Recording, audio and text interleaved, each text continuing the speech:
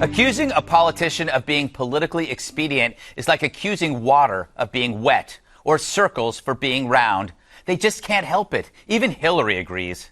Disclosure recently that just came out on Friday. You are in the tip-top echelon of earners in this country. How do you expect everyday Americans to relate to you? Well, obviously, Bill and I have been. January of 2016, a federal judge says they should be released sooner.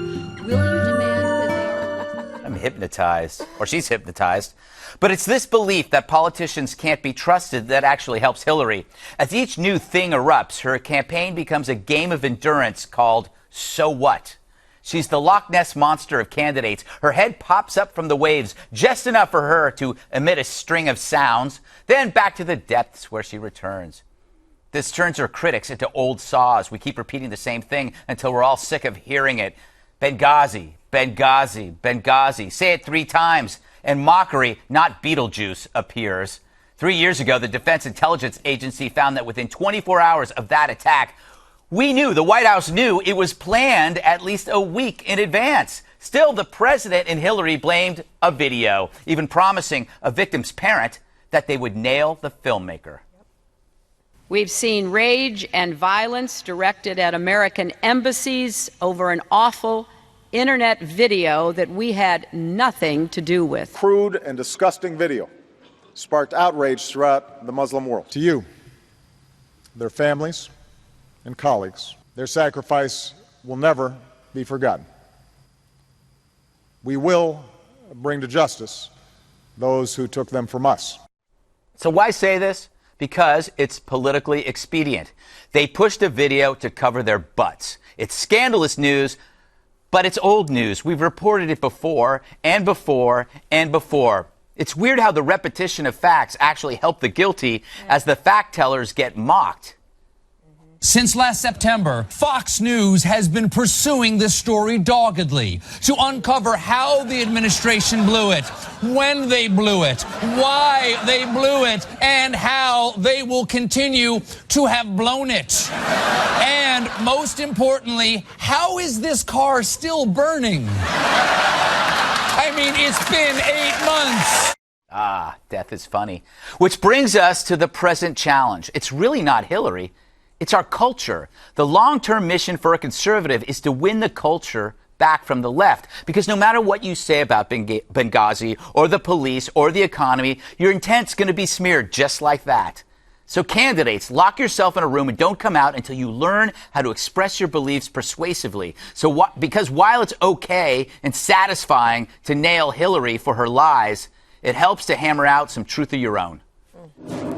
So, KG, cynicism actually benefits Hillary because if you have no expectations for honesty, she's your gal. Yeah, but it just really bothers me. Why don't people care about this more? Is it more important to make sure that you have another Clinton or a woman in the White House than it is to have somebody who is of morally sound character and judgment? That's what I just... Don't ethics matter? No. Don't the choices and the words that we use matter? Winning matters. I guess it's just about the winning, but it's sad because to me, this is her controversy. This is her crisis. She sits square right in the middle of it, and she knew that this was something that was specifically planned with a lot of thought into it, and they still went ahead and lied over and over again and had people go out on their behalf and lie like Susan Rice. Juan, you seem miffed. Well, I just don't think she lied. And, I think the fact is that the video was definitely linked to disturbances all over. Okay, that's been debunked, right? I think it is true. You go to Tunisia, you go to Egypt, everybody says the question is about Libya and Benghazi, right? Mm-hmm. Okay, so then you have to isolate it. And then what we've learned from this new stuff that came out just yesterday is that the administration had documents. We don't know if the documents were read to the president, to Rice, the security advisor. But there was admission that this thing was set up in advance. Mm-hmm. So the question then becomes, should they have relied on that as opposed to what Mike Morrell, whose new book is out, as everybody has said, was bad intelligence, bad analysis by the intelligence officials at the CIA and elsewhere who said this is what we understand to be the cause of the attacks. Oh, my God.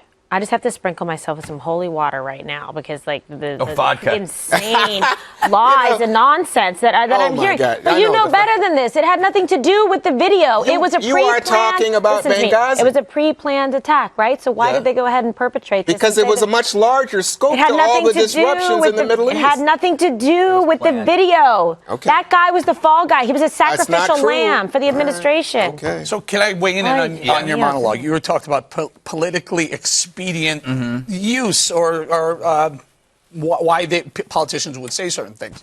A couple of quick examples, pardon my reading.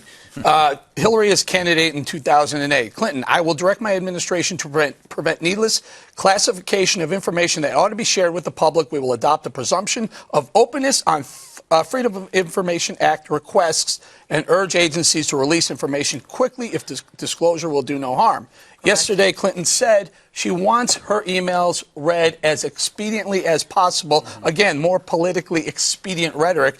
But the Wall Street Journal today reported that when Hillary Clinton was Secretary of State, her staff scrutinized politically sensitive documents requested under FOIA and sometimes blocked their release. Her Chief of Staff, Cheryl Mills, on 2 separate occasions, once with the XL pipeline, Keystone XL, and once with Bill Clinton's speaking engagements, they held documents back. So politically expedient, she's so far from the truth, she will tell you exactly what she wants to tell you right now, and it doesn't matter if a year down the road, 6 months down the road, 10 years down the road, she will tell you the exact opposite, saying, I told this. We have documents, so I just don't understand why she has the willingness to do that. Well, to her excuses, Dana, I'm going to play you some sound on tape from Ron Fournier. I believe that's his name. You're familiar with him? I know Ron. Oh, okay. This is his reaction to the Clinton email scandal and her defense. It's amazing. It is. I literally spit my coffee on my laptop when she said that. Literally spit trick. It's inconceivable. It's laughable. She treated them like they were her own emails. She kept them in her basement in a server that violated White House policy, and then only handed over the ones to her State Department that she wanted us to see. She cherry-picked them.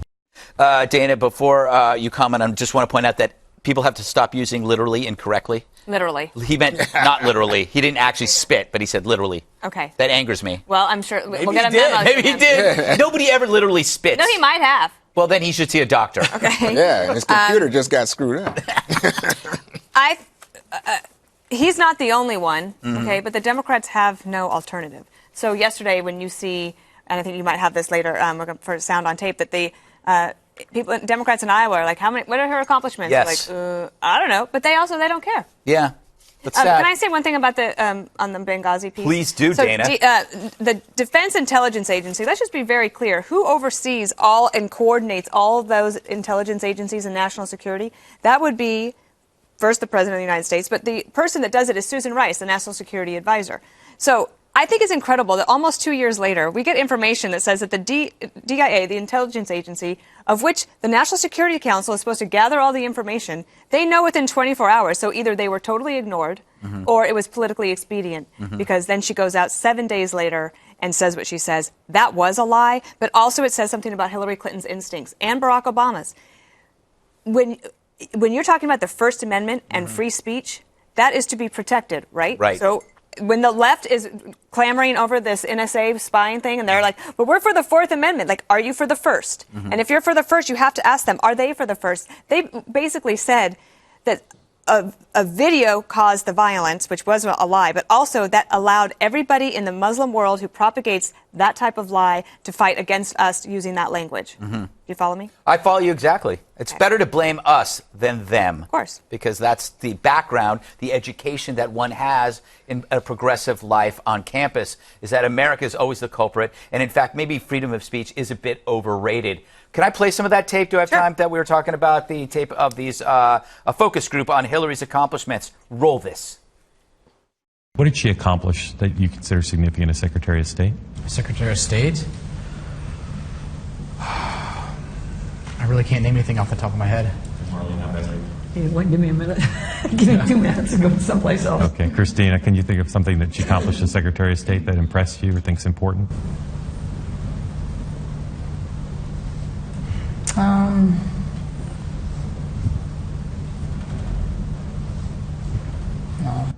KG, isn't this why Hillary doesn't have to try? Because the people who are going to vote for her are going to vote for her for one reason and one reason only, and it's not competence. Well, and this is what I was saying. So I'm doing a massive campaign to write in Condoleezza Rice's name, because then you will get someone of incredible character and morality and integrity, unbelievable experience that is respected internationally, that will be an outstanding president. But I'm going to have to convince her. Give me some time. Let me just say, I think it's now we're going to have 12 people or so on the stage for the Republicans, and their foreign policy credentials don't match up anywhere. If you stack them all together to the sky, they wouldn't match up to Hillary Clinton. So you want to vote for Condoleezza, too? No, I'm just going to tell you that if you ask that same audience, gee, what did Condoleezza Rice, Madeleine Albright, whatever, whoever accomplish, they'd be like, we're not sure. But I mean, the fact is, we all know the picture bowling of what is bowling? I'm trying to get it, but I'm saying, let me finish my point. We all know the picture of Hillary Clinton there's in the national security room with everybody and the president when bin Laden was killed. She was part of that decision. We all know about her backing the ouster of Gaddafi. She thought they were watching Scandal. Right, I know. I know. What am I doing here? I love that show. And self-portrait. And I would think that conservatives would say, hey, there wasn't a Hillary Clinton who pushed back against people, said don't put any additional troops in Afghanistan. She did. She did this. So, that's for people who are insiders. I'm not sure it's fair to ask outsiders because they don't know. But the real, meat of the story is that focus group couldn't come up with any accomplishments, yet they were still very supportive of Hillary. Yeah, that's a fact. And that is that's why it doesn't matter. Big issue. Yeah, yep. Right. Nothing matters. The truth doesn't matter. I'm going to cry during the break.